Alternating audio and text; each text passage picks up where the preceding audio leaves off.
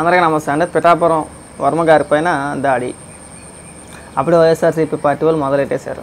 ముందు వెనక కట్ చేయాలా, ఆయన మాట్లాడిన వీడియోని ముందు వెనక కట్ చేయాలా, అప్పుడే ప్రచారం. జన సైనికుల దాడి, పొత్తు ధర్మం ఇదేనా, ఎన్నికలు అయిపోయిన అంటే పని అయిపోయిన తర్వాత ఇలాంటి దాడులు చేస్తారని చెప్పేసి అప్పుడే నీలి మీడియా, వైఎస్ఆర్సీపీ పార్టీ అఫీషియల్ పేజీలోని పేటీఎం మేధావులు వీళ్ళంతా మొదలుపెట్టారు. ఆయన మాట్లాడిన వీడియోలో క్లియర్గా చెప్పొచ్చాడు. ఆయన ఈ దాడికి జనసేన పార్టీకి ఎలాంటి సంబంధం లేదు, పవన్ కళ్యాణ్ గారికి దీనికి సంబంధం లేదు. ఇప్పుడు దాడి చేసిన వ్యక్తులు ఎవరైతే ఉన్నారో వాళ్ళు గత కొన్ని రోజుల ముందు తెలుగుదేశం పార్టీ నుంచి వెలివేయబడ్డారో, అంటే తెలుగుదేశం పార్టీ నుంచి పంపించేశారు. సరే, వాళ్ళు జనసేన పార్టీలో జాయిన్ అయ్యారు. వాళ్ళకి ఏమన్నా మనకు తెలియదు. సరే, ఆయన కొన్ని వ్యాఖ్యలు చేశారు. ఒకసారి వర్మ గారు ఏం మాట్లాడారో ఒక్కసారి వినిపిస్తాను, వినండి. విన్న తర్వాత వీళ్ళకి బుద్ధి వచ్చింది. వీళ్ళకి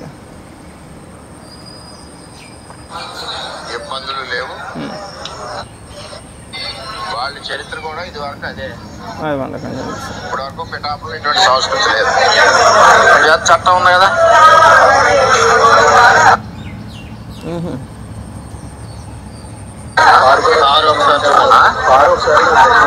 కారు కూడా ఒకసారి చూడండి.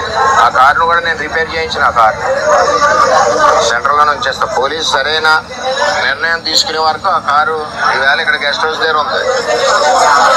రేపు రోడ్డు మీద సెంట్రల్లో పెట్టేస్తా లాక్ చేసి. దాడి ఎవరు చేశారు సార్?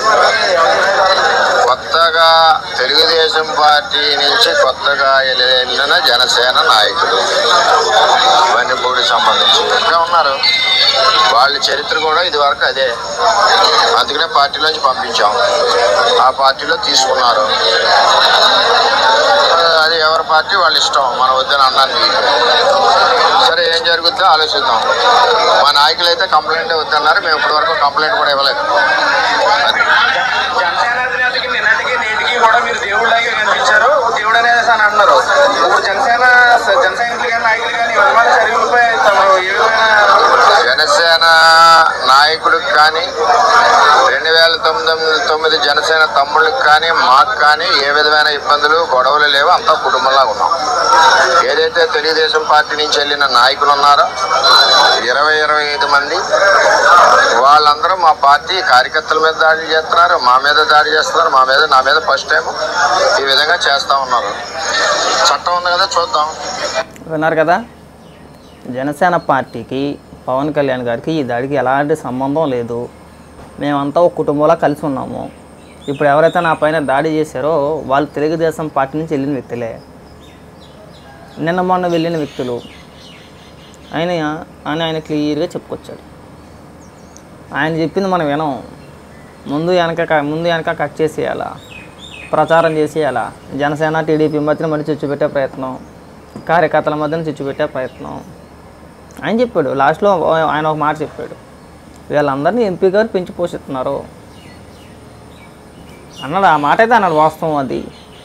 అయితే దాడికి ఎంపీకి సంబంధం ఉందా, లేదంటే ఎంపీ దగ్గర నుంచి చేయించాడా, ఇలాంటి పదాలు అయితే వాడలేదు ఆయన.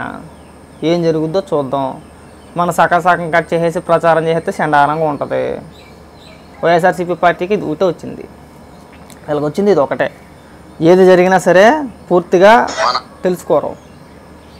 పూర్తిగా తెలుసుకుండా సగం కట్ చేసి ప్రచారం చేసేస్తారంటే. ఇంకో డైలాగ్ కొట్టాడు, నేను వినిపిస్తాను, వింటే అప్పుడు కానీ బుద్ధిరాదు వీళ్ళకి. కానీ జనసేన నాయకుడికి కానీ 2009 జనసేన తమ్ముళ్ళకి కానీ మాకు కానీ ఏ విధమైన ఇబ్బందులు గొడవలు లేవు. అంతా కుటుంబంలా ఉన్నాం. ఏదైతే తెలుగుదేశం పార్టీ నుంచి వెళ్ళిన నాయకులు ఉన్నారో 20-25 మంది, వాళ్ళందరూ మా పార్టీ కార్యకర్తల మీద దాడి చేస్తున్నారు, మా మీద దాడి చేస్తున్నారు. నా మీద ఫస్ట్ టైం ఈ విధంగా చేస్తూ ఉన్నారు. అది అర్థమైంది కదా.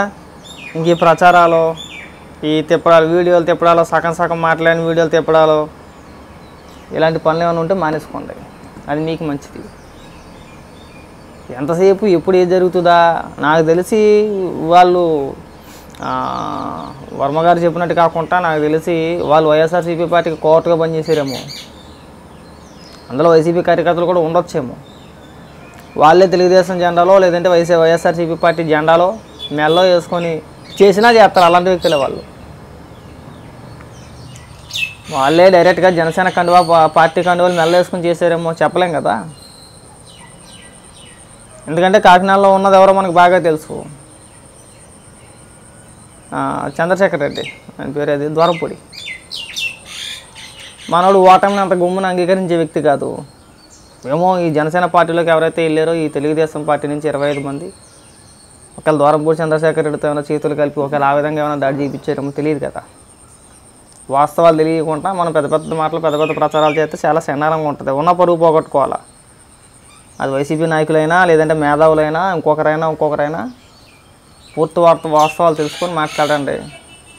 ఒక పక్క ఆయన చెప్తానే ఉన్నాడు పవన్ కళ్యాణ్ గారికి దీనికి ఎలాంటి సంబంధం లేదని. అయినా సరే మరి ఇక్కడ చించేసుకోవాలా.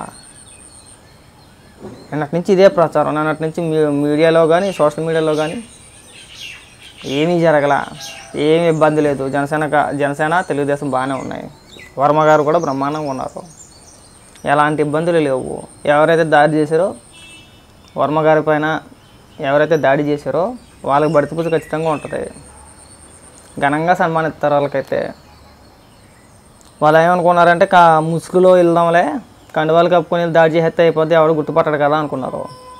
వర్మ గారు క్లియర్గా పేర్లతో సహా చెప్పుకొచ్చాడు వాళ్ళది. చూద్దాం. ఈలోపు మనం ఇక్కడ ఆవేశపడిపోయి ముందు వెనక కట్ చేసేసి సగం పోస్టులు వేసేసి మన సునకానందం తప్పితే అక్కడ ఏమీ లేదు. ఒక పక్క ఆల్రెడీ అక్కడ చూపిస్తున్నారు. అక్కడ జగన్మోహన్ రెడ్డి బయటకు వచ్చి ఒక్క మాట మాట్లాడిన పాపన పోలా. రెచ్చగొట్టేది జగన్మోహన్ రెడ్డి. ఎందుకంటే ఓడిపోయిన ఫ్రస్ట్రేషన్లో రాష్ట్రాన్ని రావణ కష్టం చేసేయాలి, దాడులు చేసేయాలి, కార్యకర్తలను ఉసుకొల్పించేయాలి, ఒక రకమైన హింస సృష్టించాలి. అదే ఆలోచనలో జగన్మోహన్ రెడ్డి ఉన్నాడేమో ఎవడో తెలుసు. వాళ్ళే చూపిస్తున్నారేమో కదా. ఇలాంటి ప్రచారాలు చేస్తే చాలా చండాలంగా ఉంటుంది. మేము కూడా ఈ దాడులన్నింటికి గల కారణం జగన్మోహన్ రెడ్డి ఓడిపోయిన ఫ్రస్ట్రేషన్లో ఉండి కార్యకర్తలకు పిలిపించేసాడు, కిరాయి రౌడీలు తీసుకొచ్చాడు, విధ్వంసం సృష్టించమని చెప్పేసి మేము కూడా ప్రచారం చేసుకోనుకో చాలా చండాలంగా ఉంటుంది అది.